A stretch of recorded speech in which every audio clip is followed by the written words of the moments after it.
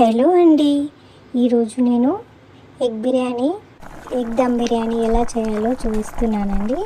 Perfect restaurant స్టైల్లో వస్తుంది. మీరు ఇలా ఒకసారి ట్రై చేసి చూడండి, చాలా బాగా కుదురుతుంది. నేను బాస్మతి రైస్ అయితే కడిగేసి పెట్టుకున్నాను. అందులో కావాల్సిన స్పైసెస్ అన్నీ యాడ్ చేశాను. తర్వాత ఆయిల్ సన్నగా కట్ చేసుకొని చిల్లీ తీసుకొని ఇంకా లెమన్ కూడా తీసుకున్నానండి, పుదీనా కూడా తీసుకున్నాను.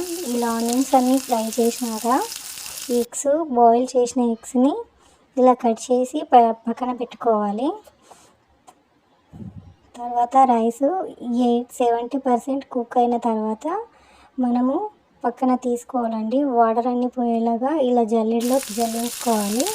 ఆ తర్వాత ఆనియన్స్ ఇలా డీప్ ఫ్రై చేసుకొని పక్కన పెట్టేసుకోవాలి.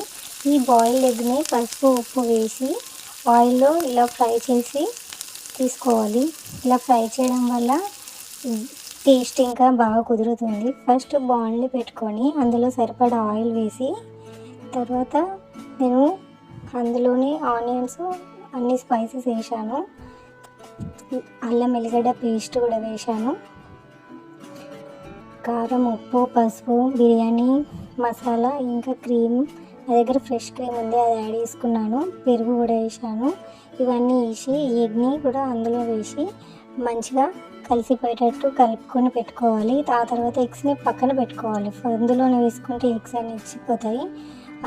ఆ తర్వాత నేను ఇలా చూపిస్తున్న విధంగా రైస్ వేసుకోవాలి. ఈ వాటర్ అయితే నేను రైస్ ఉడికించిన పక్కకు తీసినాను. ఆ వాటర్ని యాడ్ చేసుకున్నాను, ఎందుకంటే టేస్ట్ బాగుంటుంది. నార్మల్ వాటర్ వేసే బదులు ఇలా వేసుకోవచ్చు.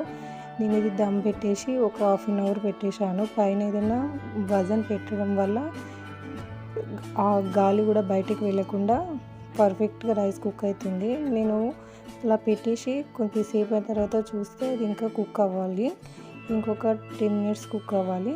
సో మళ్ళీ నేను అది పై మూత పెట్టేసి దమ్ పెట్టేశానండి. 1/2 అవర్ అండి, కరెక్ట్ టైం. 1/2 అవర్ తర్వాత తీసి చూస్తే ఇలా పొగలు రావాలి. పొగలు వస్తే పర్ఫెక్ట్గా అది కుక్ అయినట్టు, లేకపోతే ఇంకా కుక్ అవ్వాల్సిన టైం ఉంది అన్నమాట. ఈ టిప్ అయితే మీరు గుర్తుంచుకోండి. చూడండి ఎంత బాగా వచ్చిందో స్ట్రక్చర్. మా పిల్లలైతే ఇలా చేసి పెడితే చాలా ఇష్టంగా తింటారు. ఇంతేనండి, దీనికి నేను రైతా చేసుకున్నాను.